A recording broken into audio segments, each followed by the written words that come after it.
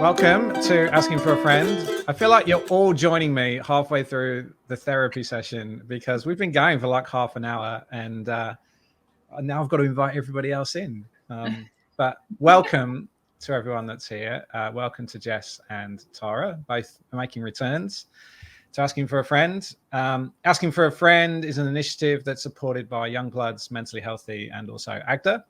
It exists because we wanted to create a safe place for where you can ask the unaskable. The questions that you're worried may change the way people treat you at work or affect the opportunities that you might get given. So we bring together industry leaders, mental health professionals to give non-judgmental responses in a safe and anonymous environment. Before I introduce our guests, a little bit of housekeeping. You can ask questions in the tab on the right, so please do. Once you've sort of got warmed up and you've seen how it works, or if you've been here before, please add your questions into there. If you've got links or any other things that you'd like to share with everybody else that you think sort of build on something that we've talked about, then feel free to put them in the chat as well. If you need more immediate help, you can consider getting in touch with anyone that's on this link that I've just posted now. So there's lots of advice and helplines there. Like, please do go and get professional support. Everything that we do with Never Not Creative and Mentally Healthy is volunteer run. It's non-profit. We're a bunch of people using community to come together and tackle the challenges that our industry is facing. So with that in mind, everything's anonymous. Remember that we don't have full context to your questions. We can only give the advice that we can give based on the small amount that's been written and the small amount of time that we have. So please do get more professional help if you need it after this session. So with that out of the way, I'm delighted to welcome back Tara Hurster. Tara is a psychologist and the founder of the Tara Clinic, where Tara is an acronym for Therapeutic Addiction Recovery Assistance. She supports busy and successful people to regain control over substance use and addiction while leaving the guilt and the shame behind. And after helping thousands of people to work through their experience of substance use, she's focused her sights now on disrupting the way we view addiction through reducing the negative stigma. She's also got lots of exciting things coming up in the next 6 months. So you'll be back to promote them, I'm sure. Yes. Jess is a long-time friend of Never Not Creative, creative director and founder of the Open Arms in Melbourne. She's been doing the ad thing pretty solidly since 2000, when she was listening to a lot of big riffs and working for peanuts in the independent music industry. But as fate would have it, Jess took a one-off freelance copywriting gig to make ends meet and thus began a globe-trotting journey reveling in the pirate ship-like camaraderie, inventiveness, occasional weirdness, and always team-spiritedness of creative departments in cities near and far. I've got to rewrite my bio. That is amazing. I was about to say I should probably update my my LinkedIn if that's still on there, and I'm supposed to be a responsible business owner now. We know that. We know that. So thank you for coming. And also we can hear Jess on the radio if we're in Melbourne. Is that right? Yes, tonight. Tonight. Okay. 7 to 8 every Thursday. Yes. Excellent. All right. Okay. Well, we've got lots of questions that have come in. So it's really encouraging to see that people are reaching out. It's like, I love just how much people are willing to share and send stuff in. So we will get straight into it. So Jess, I'm going to come to you first. Mm-hmm. No, we're not starting on a high note.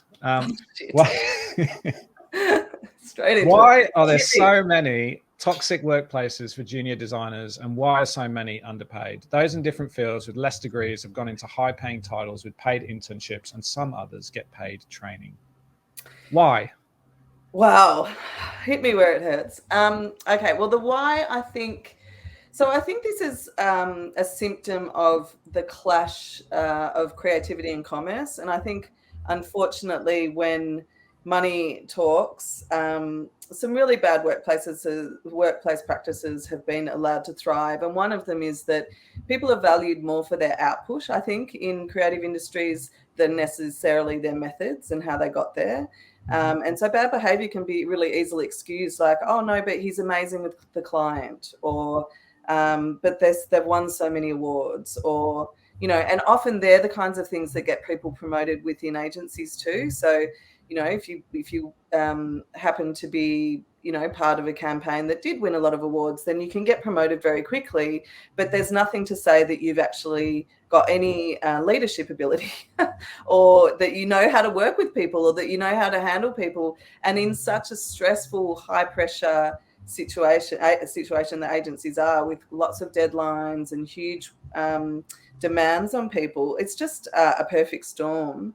And unfortunately, if people, it's easier sometimes to be the asshole than it is to say, I'm determined to create a safe workplace, and I'm determined to help people thrive, and I'm determined to make sure this is a good experience for them. Instead, you develop this idea that actually you have to prove yourself to me because I've given you a job, and everyone wants to work in this place, so it's up to you to prove yourself to me rather than it being on me to provide you a safe space. And because there were 20 people knocking down our door for this one job, and because you don't know what you're doing yet, you're just a junior, I'm actually not going to pay you much money until you prove yourself to me. So it's a delightful industry, and that's why I've been in it for so long.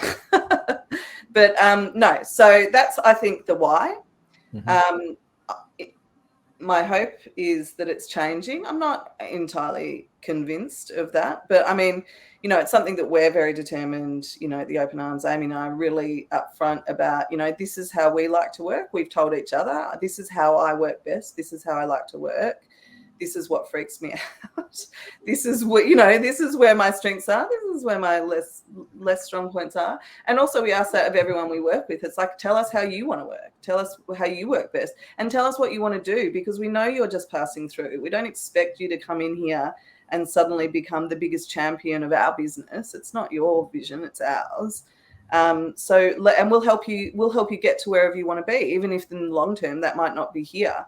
Hopefully there are more and more places doing that. But I think, if I guess that question was the why, but I'd like to end on something a little bit more positive. In my advice in terms of trying to avoid those sorts of places is, to start developing a sense of what you need in a workplace, and write down yourself. It's such a great exercise to write down, this is how I like to work. This is who I am. This is how I like to work. This is how I will, prosper and thrive. And when you interview somewhere, or, when you are sort of looking at workplaces, find out what they're like and how they work, and what their work environment is like, and avoid the toxic places. They have to change eventually if no one wants to work there. Yeah, I couldn't agree with you more. And, there were a few things that I was thinking about as I was listening to you, Jess.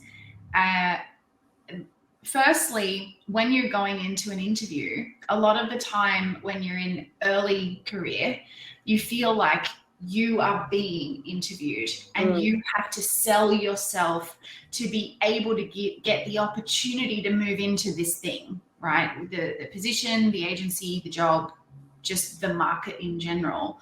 However, what I learned over time for myself is that actually a job interview is a conversation, and I'm interviewing the organization and they're interviewing me. Yes. And so when I understand that as a concept, then my whole frame of reference when I'm moving into those interactions and those interviews is coming from a completely different driver. And that can be really, really helpful.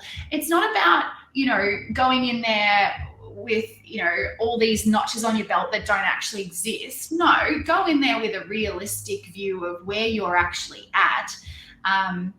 But also look at it from, is this the place that I want to really spend my time? Because we spend a lot of time at work. And if we're going into an organization that doesn't really vibe with us, well, there's other ones out there, or there's other different options that are out there. But I'm going to make the assumption here that asking for a friend isn't just listened to by people who are having problems, that it's also potentially being listened to by people who can make the solutions better.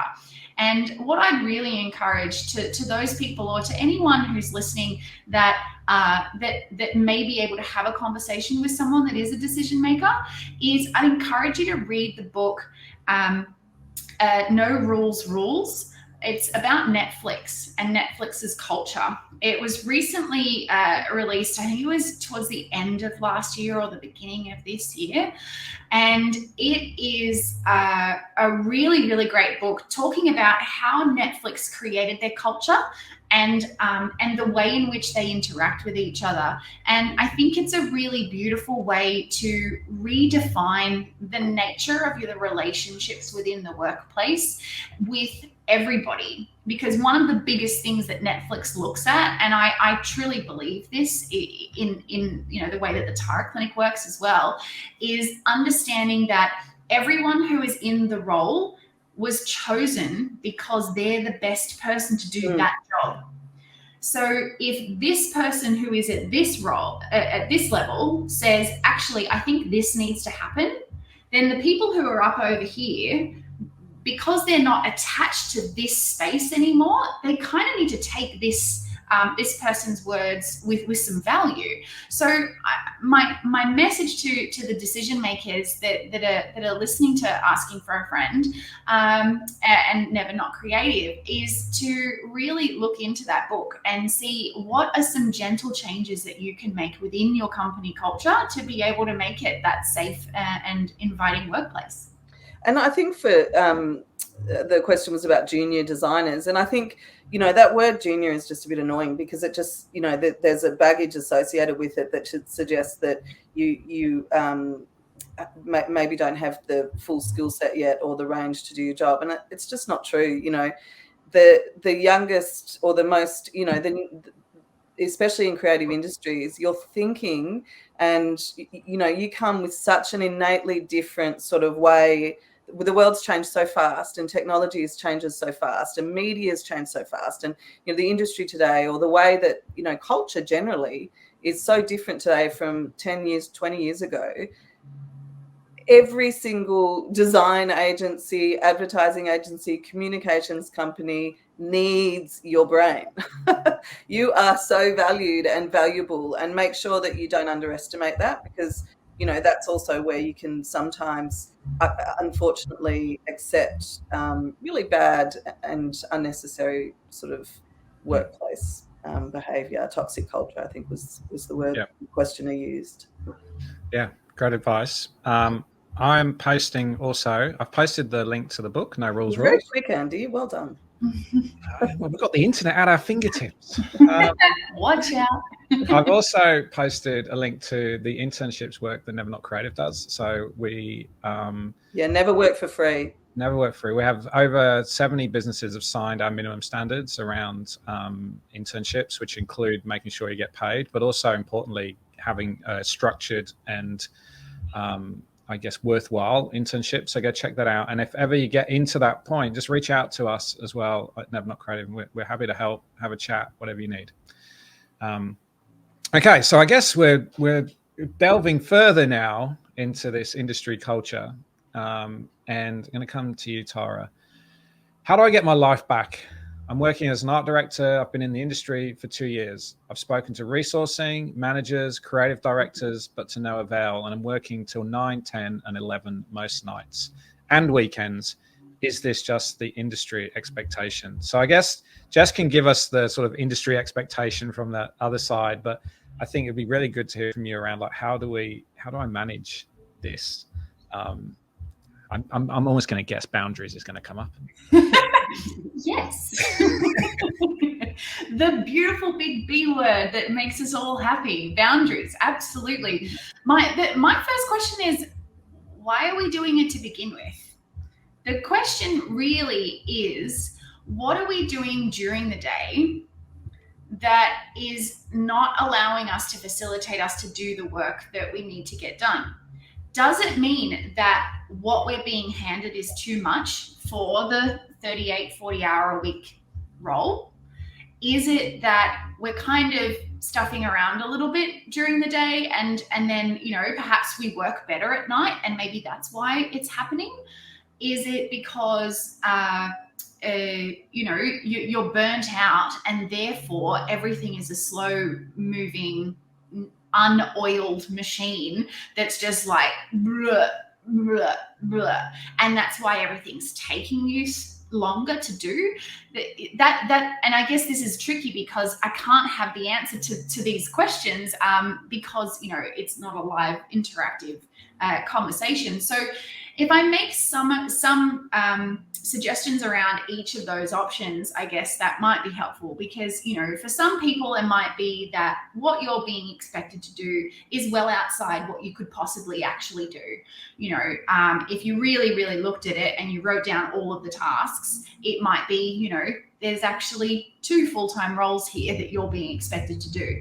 So in those sorts of situations, you can communicate that with your management team and express that, you know, actually, if you write the list down of everything and then maybe look at how it connects with your actual position description, there might be some things that aren't matching up there, and you're being asked to do more than what you rightly should be being asked to do. The second is, are we screwing around during the day and working better at night? And that might be just the way that you work. So it could be conversations with your, you know, with your team or your management to ask, is there a way that we can do flexible working arrangements? I noticed that for me, I work really well from like 5 p.m. to 11 p.m. and I don't seem to get as much done in, you know, sort of 9 a.m. to midday. So is there a way that we can shift my hours that I work the second half of the day? You know, flexible workplace arrangements are, I think they're almost law now, that you have to be able to ask for them. And so, you know, that can be a fair work conversation if it's denied for unreasonable reasons. But then the third is, if we're really burnt out and everything is taking 10 times as long, then this is where we really need to zoom out and look at how are we caring for ourselves, and is this still where we want to be? So, you know, mindfulness practice is really, really helpful to help use the mind to cool down the body. Exercise is really helpful to use the body to cool down the mind. So when you do both of those things together, it's almost like you're pressing a reset button, kind of like on a PlayStation. You press the reset button when you practice mindfulness regularly and you move your body regularly. All of the chemicals in your brain that I call mush, that are our fight, flight, freeze, faint, fawn response, they all go away. Well, they don't go away, but, you know, they reduce when we move our body and we practice mindfulness. So these are some things that you can do. And it comes back to that very first word, boundaries.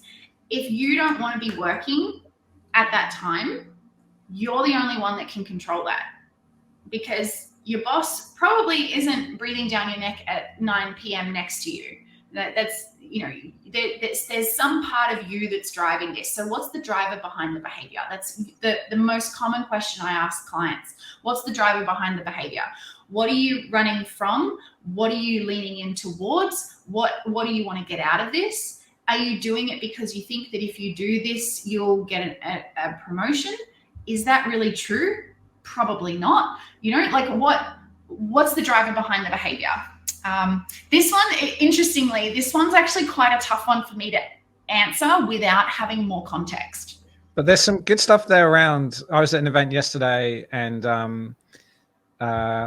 someone else who was also presenting talked about limiting beliefs and how they can get in the way of things. And I think you kind of like were touching on it there, which is like, you know, what's really driving it? Is it that you don't think you're good enough, and so you're working till 9, 10, 11 at night, and actually just sometimes trying to find the truth in that, and that can also kind of the truth will set you free. That's cliched. Or is it that you feel like you're going to have, that you've will feel ashamed or like you've failed if you walk away from this job because, you know, you mentioned that you've been nut director for 2 years, and so I guess still pretty new to the industry, and it's a really hard industry to get into.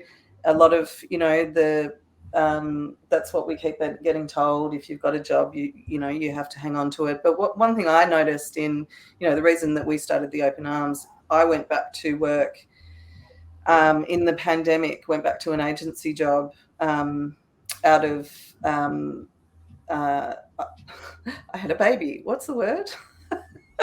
My brain absolutely went dead, and it was probably because of my baby. They're not a baby anymore, but so I was off mat leave. That's it, parental leave. I left, and then so I came back like in the middle of the pandemic, and I think because I hadn't been this frog slowly boiling in the pot, I could see straight away how massively things had deteriorated to the point where I was like, oh man, this is crazy. This is just not what I signed up for and not what anyone signed up for. And the expectation on people to deliver was just, you know, all the kind of thing around agency culture and it's a nice place to work and all that sort of stuff had just gone. And it was like, you know, we all have to do this, like it was some sort of war situation. And so I was like, man, I can't do that. So we started our own little thing. And I have to say, it's a huge, you have to be brave to walk away from a job. And I think, you know, especially if you are young and you haven't had much experience, we get conditioned to believe that, you know, leaving a job means that you're turning down your career or you're going to take a massive step backwards. And actually, though, you could do yourself a massive more damage by staying in something that is kind of crushing you, you know. And what you're talking about, actually, when you talk about you're working around the clock, 9, 10, 11 every night, there are agencies that have that expectation.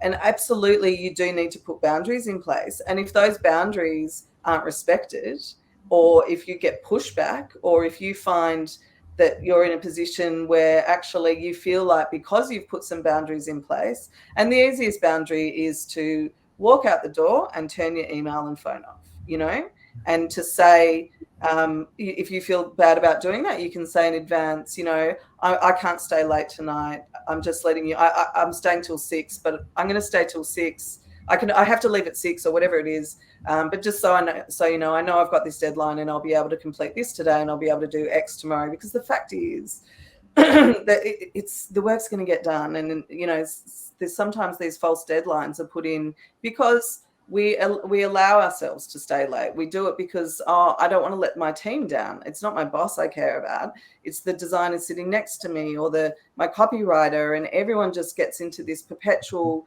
pattern of working these ridiculous hours, and your brain just goes around. And so the work you're doing is not great and you're miserable and it's horrible. But, and so I think you need to be a little bit brave and find a way to be able to put those boundaries in place. And if those boundaries aren't respected, then this is not the workplace for you, because you can't continue like that. Yeah. Another link incoming is the, so that we developed minimum standards for mental health that actually over 120 businesses have signed. And, you know, there's a good chance maybe yours is signed and you didn't know. But if that's the case, you've got something that's actually quite objective and rational to be able to go and say, hey, you know, I've been doing this and it's time for some days in lieu. And it's, you know, when I leave work, we agreed that, you know, people can turn off and that's okay. So I think there's some of those things that, you know, it can sometimes feel personal, but actually it's not. It's something that, you know, maybe the business has said that it will do, and it's just not living up to it at the moment. And I think when you bring that up, you can bring it up in a safe way. And then if that doesn't work, like Jess said, just there are places that are good to work. There are places with good culture, and and there should be good people in your workplace, and you need to go to one of those good people. And you know, it's up to them to make your workplace safe for you, especially when it comes to mental health. And you need to be able to say to them very honestly, you know, this is impacting me in a negative way, and I can't continue. How can we? But I really, you know, I love the work, and I want to keep doing it, but the way that I'm working is becoming stressful, or I feel like I might be burning out. And they should help you find a way, and they should support you putting boundaries in. You shouldn't have to do that by yourself, you know. Like, we need to push our employers to take responsibility for the care of people's health while they're at work. And you're not alone. Fight the power. Absolutely. You're not alone. Get a few of you together and have that conversation. Every one of these talks. Just have a logo in your corner. Yeah. Okay, let's move on, because we've still got plenty to get through. Yes. So we might speed up a little bit. So Jess, coming back to you, how to deal with the social media pressure to perform, and how to deal with disappointment and the frustration of sharing work and having little feedback on it. Isn't it? It's awful, isn't it, when you throw something out there and then it's tumbleweed? Yeah, it's really hard it's a tough gig being a creative in a, commercial industry, because you really have to be vulnerable and put yourself out there and suspend all negativity and disbelief and put your ideas out there. But then you suddenly have to be bulletproof when those ideas are critiqued, and suddenly be, not have emotional attachment to them, and be very rational about how you take on board feedback. And it's a really hard thing to do, and it takes a really long time and a lot of practice to do it properly. But the social media thing, I'd say, I would say that just know that every single person is not their social media profile.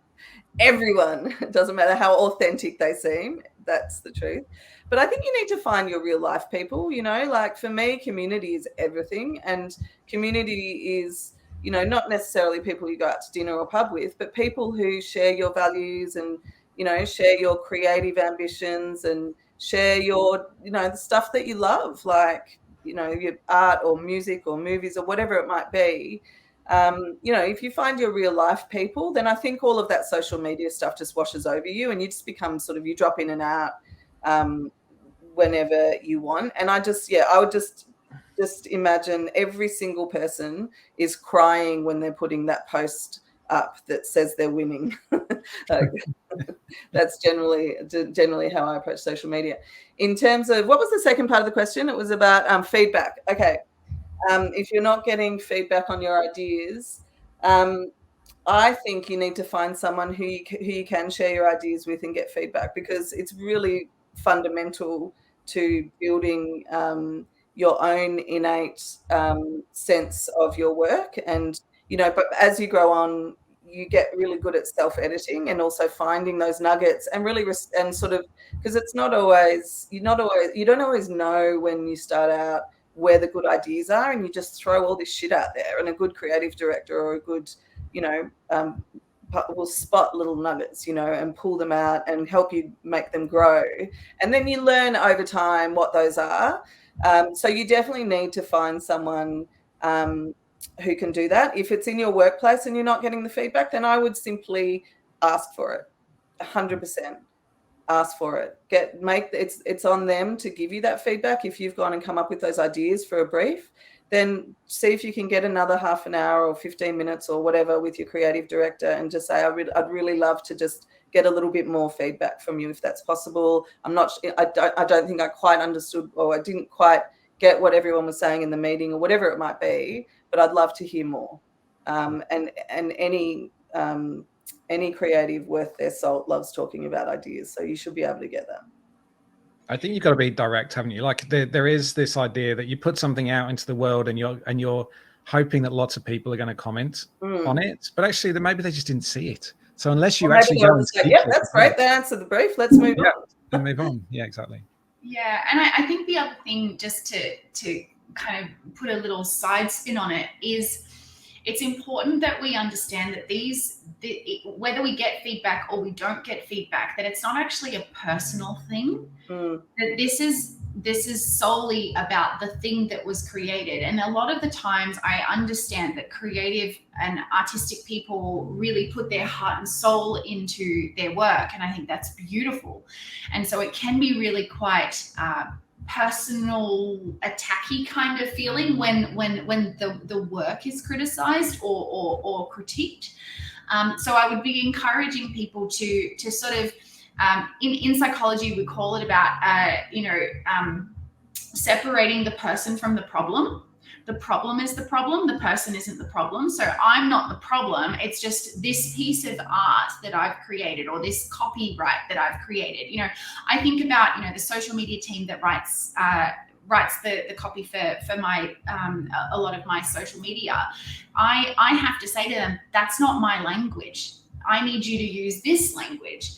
And so they understand that I'm talking about this thing. I'm not talking about them as a person. So when you can separate out the problem from the person, it really helps you to feel more calm when you're receiving that kind of feedback. And also, it's important to remember that the people who are coming to you, I guess you'd call them the client, they're going to have something in their mind of what they think it could look like, or what they sort of want as the vibe. And when they receive something that is completely left field, they might be like, oh no, that just we haven't communicated it clearly enough to be able to come together on this. That's not what I saw in my mind. And then there'll be other times where they'll be like, oh, that's exactly what I thought. Yeah, cool. So there's nothing to talk about because you've completely met the brief, like you said before. So it's important to sort of understand that the creative thing is very subjective. You know, it's what I think is beautiful, Jess might think is awful, and vice versa. So it is important to separate yourself from the problem, especially when you're talking about it or thinking about it. Well, we could also bring up the fact that Tara emailed me a few months ago and I didn't respond, and therefore didn't get feedback, which she reminded me earlier. Now we would address. But I like that it's not me; it's the problem. Exactly. Often in agencies, it's like, that, people, so busy, I'm so busy. But actually, it's really good to remind them, no, part of your job is to give people feedback. So sometimes you do have to kind of cut through. And often people will be like, oh, shit, no, I should have spent a bit more time on that, Yeah, excellent. All right, Tara, what should a normal to-do list look like? And how long should it take to work on creative things? So obviously, Jess and Tara, you can both jump in on this one. But Tara, to-do lists. What do we do? Yeah, I actually call my to-do lists ta-da lists. So that each time I do the thing, I'm like, ta-da! I like that. I find it so much more motivating because otherwise it's like, you've got to do this thing and you've got to do the next thing. You've got to, right? Like it's frowny, whereas a ta-da list, it's smiley. So that excites me. So that is one of the things that I would encourage you to shift is what you call it. Call it a to-do list, and that'll probably help you get more stuff done. But what's also important with any kind of to-do list is to not just keep adding things to the bottom of that same list, because our brain, from a dopamine perspective, from a survival perspective, from kind of all aspects of the brain chemistry, we thoroughly enjoy achievement. And if we have one of those lists that, is 17,000 pages long and we keep adding other stuff in it, yeah, sure, we're ticking things off and giving ourselves a little celebration every time we do it, going, ta-da, I did the thing. Our brain isn't experiencing the completionness of the achievement because you just keep scrolling and it's just there. So what I would be encouraging you to do is really look at, all right, what's realistic for right now? What's realistic for this week? What's realistic for this month? And what's realistic for this quarter?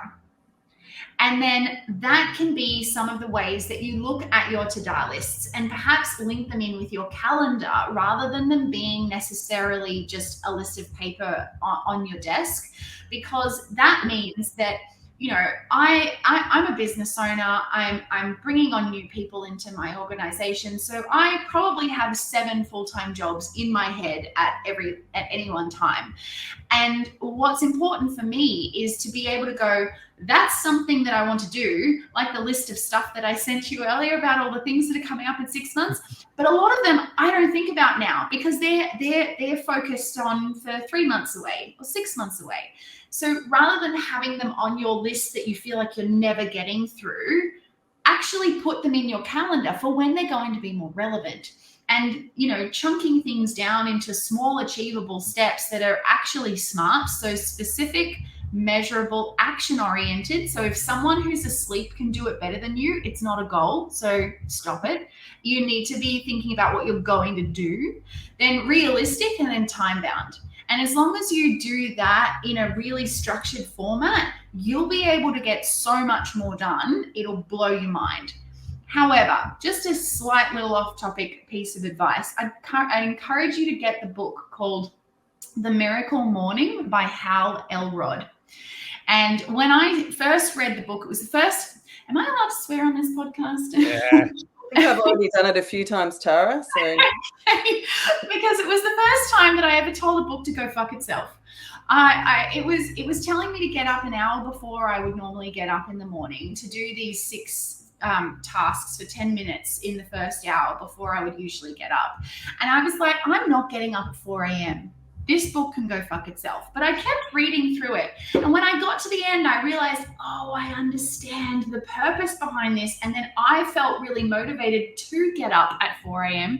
And it completely changed my life because it talks about the savers. So silence, so meditation, prayer, mindfulness, affirmations, visualization, exercise to move your body, reading some kind of personal development or professional development, and scribing. So writing out either your goals for the day or your to-do list or your, just whatever you want to kind of download out of your brain. And what doing that every morning really gave me was direction. When you start your day with direction, that's not airy-fairy, fluffy, oh, I've got to get this massive thing done. It's like, no, these 3 things are the most important things to me right now. Then you can focus on them, tick them off your to-do list and give yourself a celebration. Yeah, great. Jess, just to add to that then, how long should we take to work on creative things? Wow, that is a very open-ended question, Andy. I mean, I have a lot of answers, but that is stretching it. What I would say is, I guess, assuming that you're talking about in a work context and it's a brief, and you perhaps have to come up with some ideas. I think what you need to do is to have a set amount of time on a project. You can't just keep going endlessly. I remember once when I was very new in the business, I was given a brief at like 5 p.m. to come up with something that the creative director wanted to see at 9 a.m. the next day. And I think that yeah. Anyway, I've had a lot of therapy since then. I'm cool. Okay, good job. So I think that, obviously, and it was really stressful, and I actually melted after a few hours, and I just knew I wasn't getting it. And I think I learned a really valuable exercise then, which I've done ever since, which is just walk away. You have to walk away at some point and know that, because I just got so overwhelmed. I have to solve this now. I have to, and everything I was writing down was terrible. And my brain was blocking and my body was reacting. And, I realized that sometimes you just can't do it. You can't do it sometimes you get it like that and it's brilliant and you move on, but other times you can't and you need to stop and move away. So I think what you need to do is, it's quite intuitive too. So you need to work out what is the longest period of time you can devote to a brief or a conceptual, some ideas before you start feeling a little bit, maybe a little bit stressed or anxious, or your mind's wandering and you go, I have to come back and focus. And it's like, that's your time. That's time to move on. Go do something else. Go have a break, go have lunch, go do the practical thing that you hadn't, some other thing, writing a little bit of body copy or whatever it might be, or designing something else.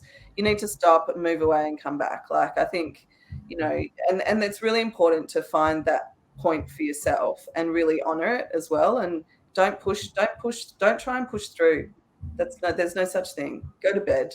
Yeah. We had Lindsay Thompson, who, Tara, Lindsay, you've done Asking for a Friend with Lindsay before. He came into one of our circles as a guest a few weeks ago, and he was really clear in terms of just there's briefs where you'll go all out, and then there's briefs where you go, hey, look, this brief's a 2 out of 5 to me, and I'm going to give it 2 out of 5 in terms of what I'm going to put to it, and you can't do 100% every single time. So I think, that's a really good way of looking at it as well. Yeah, absolutely. Don't try and give your all to every single thing if it's not requiring that. Yeah. Absolutely. Yeah. All right. Love this one. We had a big conversation about this before we came on live. So we'll come to you first, Jess. How do you politely email a client to tell them that their email attempts to gaslight, bully, undermine, and ridicule them are not acceptable? Yeah, I mean, there's some really intense words there, and I just hate this person already. This client is horrible. You do not need them in your life, would be my first answer. So I guess it depends on, there are two situations I can imagine you asking this question. One is you're client facing in a business, an agency, or a creative business, in which case you absolutely should have support with this, and this is something that you should be able to problem solve internally, and it's not your place to solve it on your own. The other, I guess, scenario I could imagine someone asking this question is if you're freelance or you work for yourself and you have direct, whether you're a designer or a creative or whatever, you have a direct clients. Personally, I would probably tell them to fuck off. You've sworn, Tara, so now it's my turn.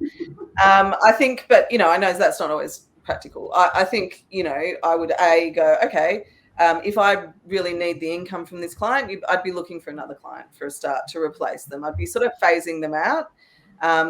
But in the meantime, I mean, I've had some situations in my time where I've had some pretty horrific sort of confronting, bullying people that I've worked with. And I remember there was one, I had an ECD, and I avoided it for a really long time, and I'd had all these avoidance strategies, make sure I was never in a one-on-one meeting. If I knew I was going to get creative feedback, make sure someone else was around, or do it somewhere in an open space, because it could be pretty vicious. And then I remember once, just under the auspices of of doing something else, I ended up in a one-on-one meeting with him, and it was, it became pretty, all those things, gaslighting and bullying, pretty quickly. And I just stopped at one point and just said, I'm really sorry, but I have to leave. The way that you're talking about this to me is making me feel really uncomfortable. And I left the room, and it absolutely changed the dynamic between us. And then we were talking off air before we came off air. It's not radio. Before we went live, and Tara was like, yeah, that's actually a strategy. And I was like, yeah, I adopted a strategy. I mean, I did leave soon afterwards. I think the thing is, if this is a consistent, repeated behavior and you have made some efforts, you don't want to end up in a confrontational situation, but you can certainly let people know that it's not okay to treat you that way without being confrontational. But you need to be able to get out of those situations. No job is worth being treated like that by someone like that. Tara, the actual strategy you could talk about. Yeah. Well, I was just super proud of you, and I was proud of you.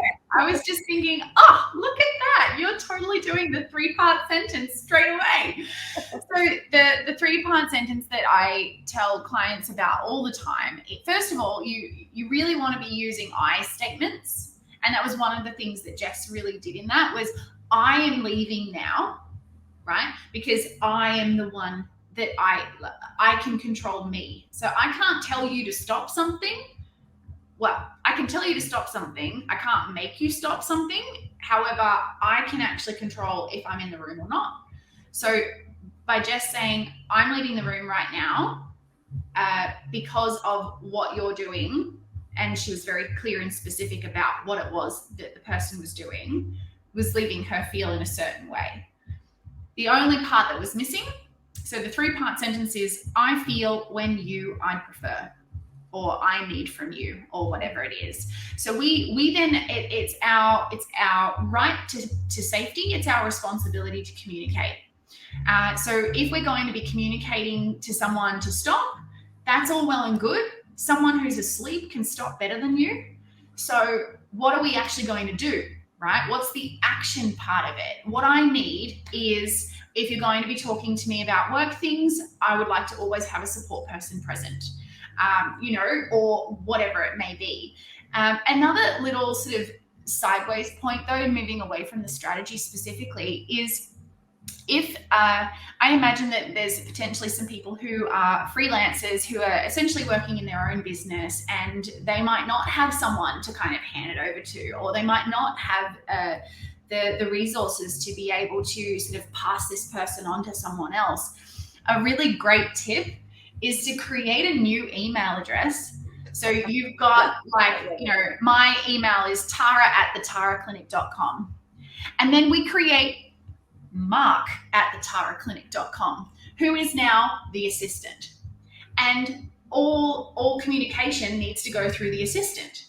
And then what happens is the way that the person starts to talk to the assistant, who you're still technically the person that's receiving it, you'll start to notice that will change, because the beef has now become like a personal thing. But as a new person, right, a new person in your organization, you've just, I'm just here to try and work out what the problem is. So what's the actual issue? Let's work this out. But you're doing it from, a new persona. And that can be a really nice way to actually sort of say the things that you want to say, potentially keep the client if you want to keep the client, or move the client on if you want to move the client on. I love it. Yeah. Mark is sassy. Yeah. Mark says it straight. Yeah, exactly. Yeah, I'm not sure how I feel about it. I think it's good, but also, let's admit, Mark's probably going to get a better response as well, isn't he? Bingo. Hence why I chose a male name. Yes. That's another question for another time. Okay, yes, exactly. Let's move on. All right, Tara. Yes. I've been struggling to make it in the graphic design industry for a while, and I keep getting admin type jobs. Should I just give up and return home? Do you have any advice for someone who's unhappy in everything but design, but whose heart is also getting ripped apart, trying to make it in this industry without family nearby? FYI, there aren't many jobs near my family. And I think we probably have to make some assumptions here. So, because there's quite a lot in this question. So let's assume that, a while is a couple of years, and perhaps admin is trying to get a foot in the door, but not being able to get the right role, like the role that you want. And then let's tackle it from there. Sure. Yeah. Thank you. I guess the first thing is when someone says to me that they're feeling ripped apart, that their heart is being ripped apart, then, okay, I'm getting passionate now. All right. Values-based behaviors are the things that create calm and centeredness within our life. When our behaviors don't match our values, all of a sudden it creates distress. For some people, family is one of their values. And if they're not around their family or connected with family, or just family in general isn't a vibe right now, then that alone brings discomfort, distress, and dis-ease, right? So what's really important is to understand what is the thing that's most important to you. When you engage in values-based behaviors, almost everything else kind of calms down. I'm mindful that there was the note that said that there's not many jobs near family. So this could either be rural or it could be in a country that doesn't do creative work as much. I'm not sure, right? There's aspects to this that I don't know. However, I would imagine that in, graphic design, what do we need? For the most part, we need a computer, I imagine. Something to actually do the creative design on, and I guess the internet. And so in theory, we could look at redefining the way that we engage in the concept of working within the industry, and perhaps do something that's a remote position so that you can move back to your family if that is your value. Because if you don't follow your values, then everything else doesn't matter. It's like the value is the compass needle. So if my value, so I'm currently in Bondi, so Sydney in New South Wales. And if my value is west, I can never get to west. There's always more west to go. But if my goal or my direction where I want to get to is the Blue Mountains, well, that's really calm and easy for me. I'm going in a west direction and I'm getting to my outcome, which is the Blue Mountains. But if my goal is to get to the Gold Coast, but my compass is pointing me west, then either I have to go all the way around the earth and hope to land on Gold Coast, or I have to go against my magnetic pull and go north. And in both of those situations, it is really, really hard. It's going to take up more time, more energy, more everything. And is it really worth it? Is the Gold Coast really that great? So I would be really encouraging you to zoom out and look at the bigger picture of what really drives you as an individual, and start there and then expand out. And so some of the sort of thoughts that I was thinking about this one earlier on was, okay, well, if you're in admin type jobs, then my question would be, well, why are we going for those? And is it worth just moving out of the industry completely for your actual what pays you the money to live? And I don't know, work in retail or work in some other industry, and then look at getting creative in other ways. In other organizations, in other areas. And, even if you've got like a really great charity or something that you're really passionate about, for me, it's all about drug and alcohol. So if I was going to do something, I would go to my former workplace way back, and I would say to them, hey, can I design you a logo? Because I just want to get creative, and I'm really passionate about what you do and I want to help you, So there are other ways of doing things. And when we sort of unhook ourselves from the way that we think it's meant to be. I just posted the Ikigai book, which is that kind of the nice concept of like your reason for being and what you can get paid for and what you love and what fills you up and all that kind of stuff. Just in case. Jess, anything you want to add? I find this question so heartbreaking, and it actually it kind of hurts that you hear it a lot, and that people actually makes that what you're doing at the moment is making such enormous sacrifices to follow something you really want to do, and and it's close, but you're not, you don't feel like you're moving forward with it. And I think I don't know. I mean, I think that what really gets me with this question is it feels like there's a little bit of distress or a bit of, quite a lot of hurt with it. And I would say then, whatever you're doing at the moment, these admin jobs, if they're within the industry, to your point, Tara, they're obviously not helping you get to where you want to go.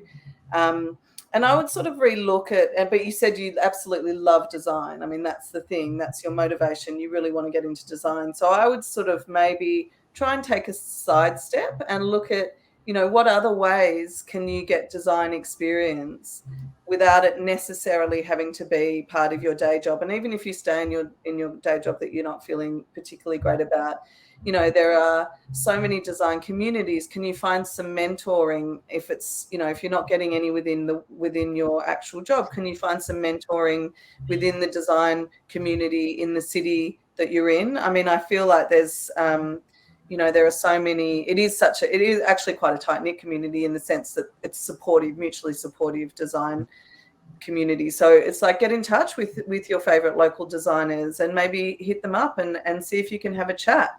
To your point, Tara, I guess with design as well, like design studios or advertising agencies, things like that, that's not the only way that you can find a design job. In-house design teams exist across every single sector, in every single business, from charity to, fashion to corporate to whatever, and maybe sort of step away from this idea of having to work in a design studio or a design agency and see if you can't get some practice in an in-house role. Knowing, it doesn't have to be forever. It might just be to help you actually work a bit closer to the tools that you want to do.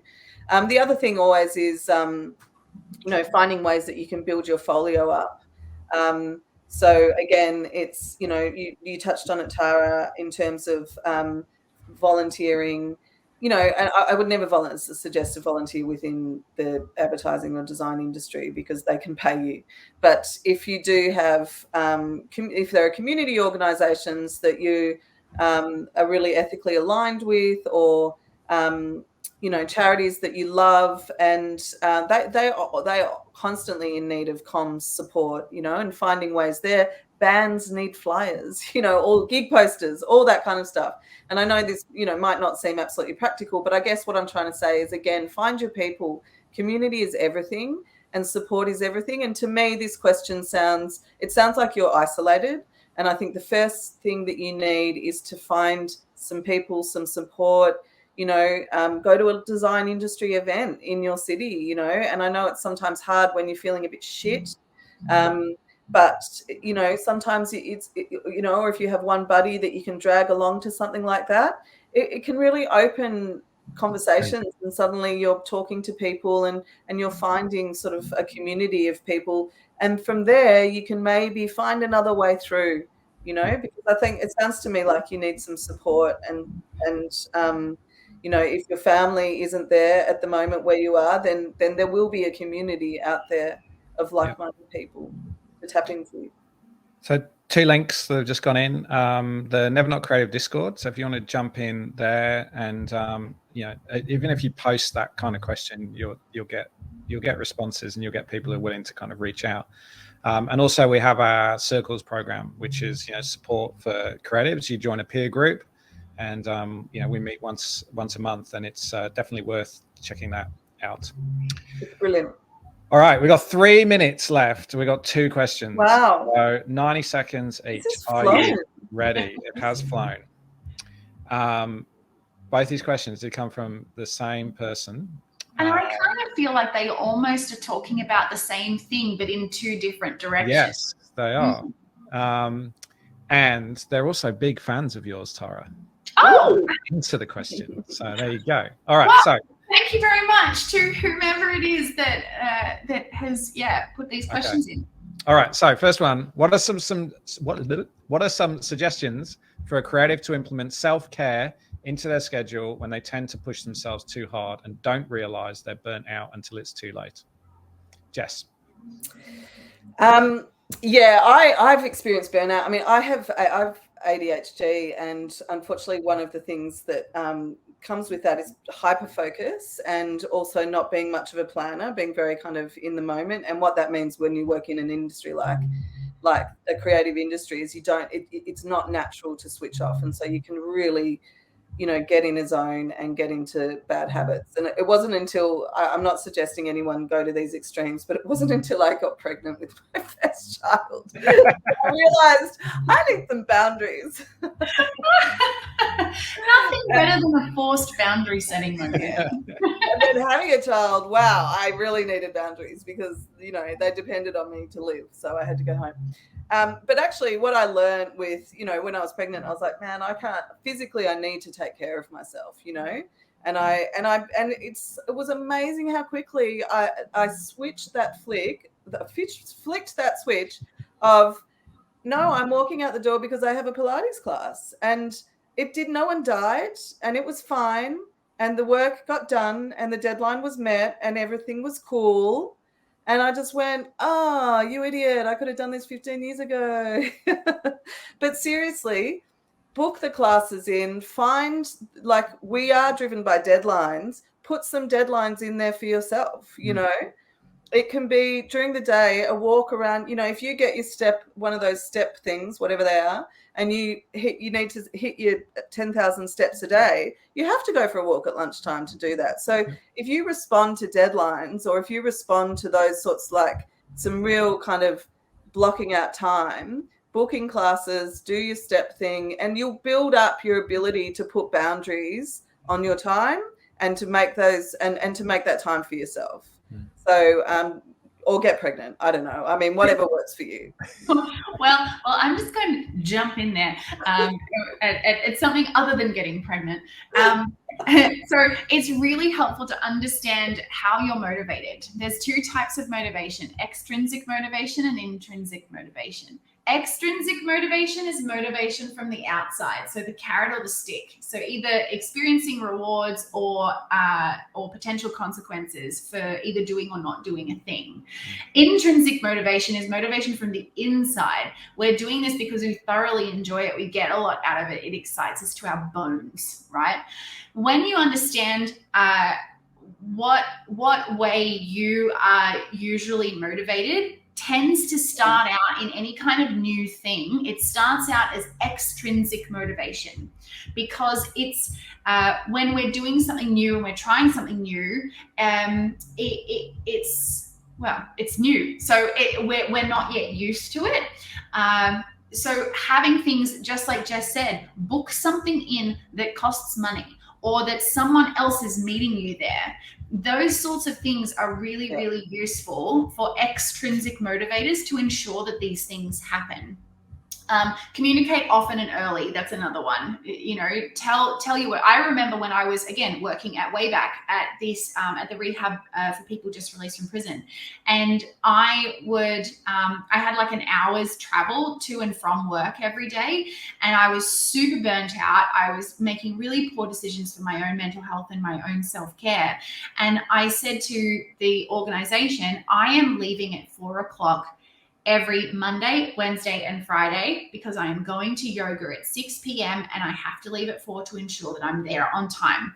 And every single person in that organization, after a couple of weeks, they first were like, and then after a few weeks, they saw how much more they were getting out of me. Yeah. That I had, you know, the head of the social work department coming into me going, Tara, it's 4:05, out the door, go, you know. So that really helped to have that around me. So having your team is really, really important. Whether that team is in your workplace or around you, it doesn't matter. Just have a team. So yes, Excellent. You don't have to get pregnant. But it helps. That's a whole other kettle of fish. Okay. So we are past time, but let's just go 30 seconds each. Here we go. As the partner of the creative, how can I help support someone who works for themselves to chase their dreams and dream projects while also encouraging self-care and burnout prevention? Tara. Yeah, I saw this question. I thought of my partner, because that is literally what he does with me. Sure, I'm not in the creative industry. However, I am running an organization. I'm growing, so there's a lot happening here. What I have found really, really useful from him every so often is he forcibly says, no, we're shutting your laptop now. Or, you know, there was one time I remember I was sitting on the couch and I was really quick to temper. I was just like, and blah, and something was happening and it was completely null. Like there was nothing going on, but I was just so furious. He said, go and do a back bend on the Swiss ball now. Like, don't talk to me, go and do a back bend. And I just flung myself over the ball and I was laying there and I was just upside down going, thank you for telling me to do this. So sometimes we need someone else's best thinking to guide us in the direction that we need to go. I'm a psychologist. I'm meant to have my shit sorted. However, there are times where even I don't see that I'm really grumpy or I'm super frustrated. And that's where he steps in and says, go, do the thing now, you know, off you go. So that would be, I guess, my little tidbit. Yes. Well, I would suggest, as a creative person, they actually need creative stimulus. This is one thing that creatives are really bad at. You can get too tunnel focused on work and you stop getting the stimulus that actually helps you constantly have great ideas. So book in some theatre, some movies, some art galleries, so whatever new gigs, whatever they're into, and just like, you know, like sell it to them as research. It's like they have to stay on top of what's happening out in culture and out in the world. So yeah, I'd say make sure that they leave the house and just have a little kind of. I think that's what I need. Every now and then we'll go away for a weekend or a music festival or something like that. And it resets are so good, especially when you've got your own business and So you're doing the creative thing, but you also got your mind in the business thing. It's a really full-on thing to do, and it's hard to be the partner of that because you kind of don't know when to step in and when not to. But I think sort of forcing them to step outside of that little world is it's really beneficial and really helpful. Excellent. All right, we have covered a lot today. Thank you very much. It's been excellent as always. One final link going into the chat is that we have been doing a lot of work around empathy and understanding empathy in our industry. And so there's actually an event on Tuesday in Melbourne if you're around, and you can come you can come and listen to the latest findings of our empathy research, which is pretty interesting. So yes, thank you everyone. It's been another great Asking for a Friend. Thank you, Tara. Thank you, Jess. Thank you. I hope that we said some helpful things. Absolutely. I think I'm lucky. I got like an hour and a half of it. So it's good. All right. Thanks, everyone. We'll see you next month. Don't forget, you can register anytime. Just go to nevernotcreative.org/asking for a friend. Okay. Sweet. Thank you. Thanks, guys. Bye. Bye.